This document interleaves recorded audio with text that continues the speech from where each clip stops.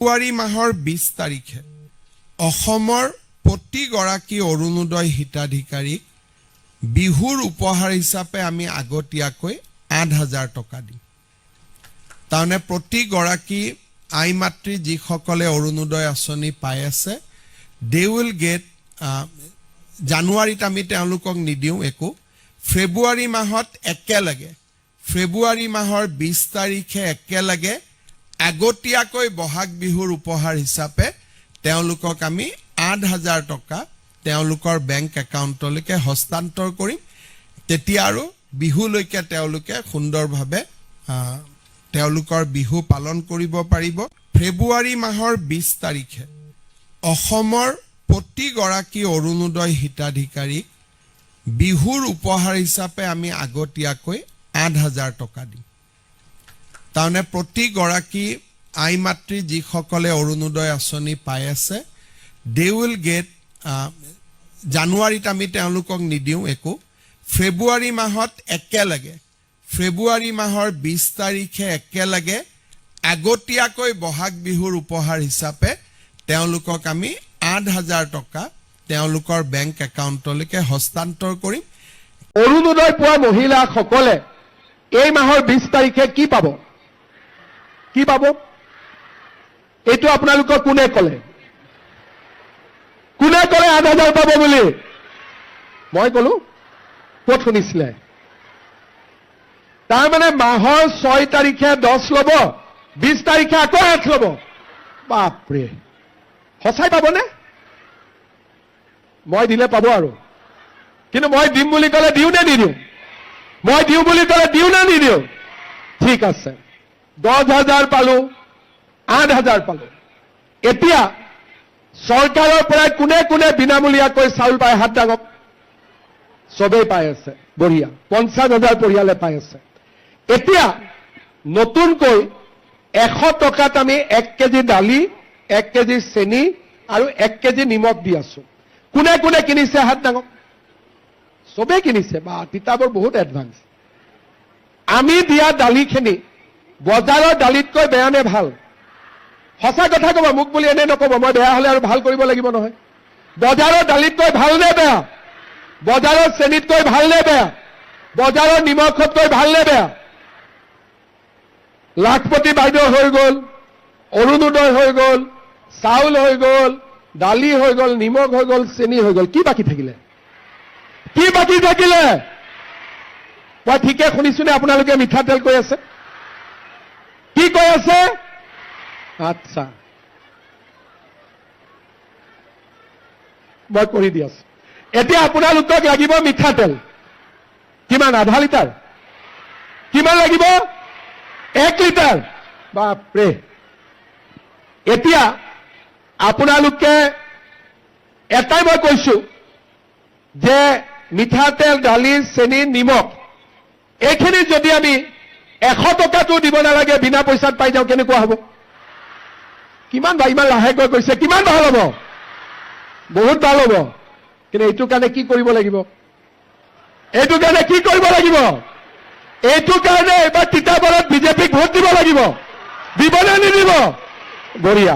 তেতিয়াহ'লে দালিও ফ্ৰী হৈ গ'ল, নিমখো ফ্ৰী, তেলো ফ্ৰী আৰু চেনিও ফ্ৰী হ'ব। কিন্তু মোৰ আৰু এটা ইচ্ছা আছে, আৰু অলপ আগত মোৰ ইচ্ছা আছে।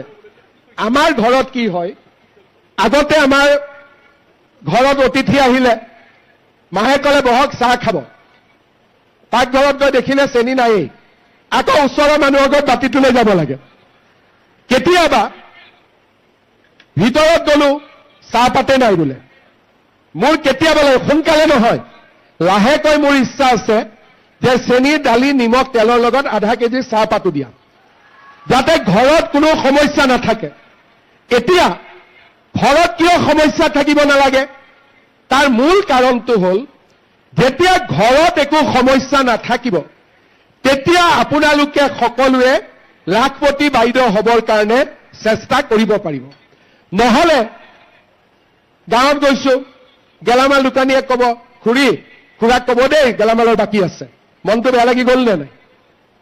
পাকঘৰত গ'লো, বয়ামত বোলে চেনিও নাই, দালিও নাই, মনটো বেয়া লাগে নে নাই? কিন্তু এই সুবিধাখিনি যদি আমি চৰকাৰৰ পৰা পাওঁ, আমি লাখপতি বাইদেউ হ'ব পাৰিম। আমি কিয় লাখপতি বাইদেউ হ'ব লাগে?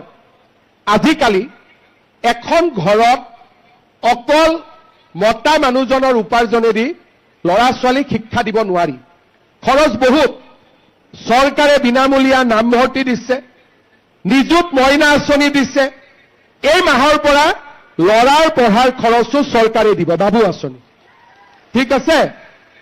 যদি মহিলাগৰাকীৰ উপাৰ্জন হয়, মহিলাগৰাকীৰ ভাল কি? ইয়াতে আপোনালোক আহিছে, যদি মতা মানুহ ইয়াত আহিলেহেঁতেন, পুৰুষ আহিলেহেঁতেন, হোটেলে হোটেলে চব চাহ খালেহেঁতেন। ইয়াত আপোনালোকে পিঠা পনা হাতত লৈ আহিব, কিন্তু অবাবত টকা খৰচ নকৰে। মহিলাক 100 টকা দিলে ঘৰত 100 টকাই গৈ পায়, তাত আৰু 70 টকা নহয়। এইটো হ'ল আমাৰ মহিলাৰ গুণ।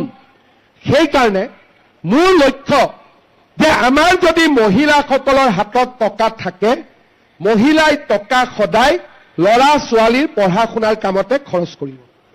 আৰু মই বহুত দূৰলৈকে ভাবি যে মহিলাৰ ওপৰত ঘৰত কোনো স্বামীয়ে বেয়াকৈ নকওক, বাহিৰত বেয়াকৈ নকওক, মহিলাৰ বিৰুদ্ধে অপৰাধ নহওক, মহিলাই ঘৰখনৰ উপাৰ্জনত সহায় কৰক, আৰু মহিলাসকলে নিজৰ ল'ৰা ছোৱালীক শিক্ষিত কৰক। এই কথাবোৰ যদি আমি অসমত 15 বছৰ 20 বছৰ আগৰ পৰাই চিন্তা কৰিলোহেঁতেন, আমাৰ অসমখন বহুত আগবাঢ়ি গ'লহেঁতেন। আগতে আমাৰ চিন্তা কি আছিলে যে চৰকাৰ মানে কি আঁচনি দিম? ধুতি, লুঙি, সূতা, কম্বল, আঁঠুৱা। এতিয়া আমি কি কৰিছো?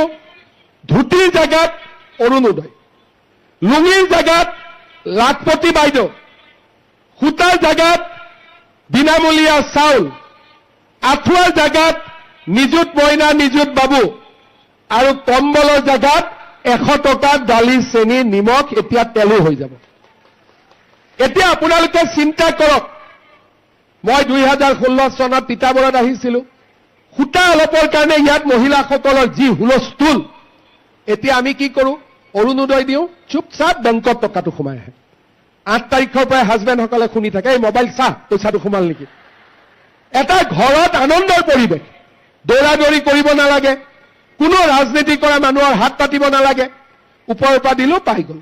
এতিয়া 20 তাৰিখে মই দিছপুৰত লাহেকৈ বুটামটো টিপি দিম, আপোনালোকে একাউণ্টত টকা সোমাই যাব, কোনো মিটিঙত যাব নালাগে, লাইন পাতিব নালাগে, হুলস্থুল কৰিব নালাগে, কাৰো ওচৰত হাত পাতিব নালাগে। এনেকে যদি আমি যোৱা 20 বছৰৰ পৰাই কাম কৰি থাকিলোহেঁতেন, আজি আমাৰ অসমখন বহুত দূৰ আগুৱাই গ'লহেঁতেন। আজি আমাৰ লক্ষ্য কি? যে আমাৰ অসমখনক আমি কেনেকৈ আগুৱাই লৈ যাম। আগতে ঘৰত ল'ৰা ছোৱালী স্কুলত যোৱা নাই, কলেজত যোৱা নাই, মাক বাপেকে কয় কিয় কলেজত যোৱা নাই? বোলে পঢ়ি কি লাভ হ'ব? কিয়? বোলে ঘৰত টকা আছে চাকৰি ল'বৰ কাৰণে। আমাৰ অসমত চোকা ল'ৰাইও চাকৰি নাপাইছিলে যদি ঘৰত টকা নাথাকিছিলে। অসমত কমচে কম 5,000 উপন্যাস হৈছে যে চাকৰিত টকা নিদিয়াৰ কাৰণে চাকৰি নাপালে। হালধীয়া চৰাই বাওধান খাই পৰা আৰম্ভ কৰি 70 বছৰত কিমান লেখনি আছে।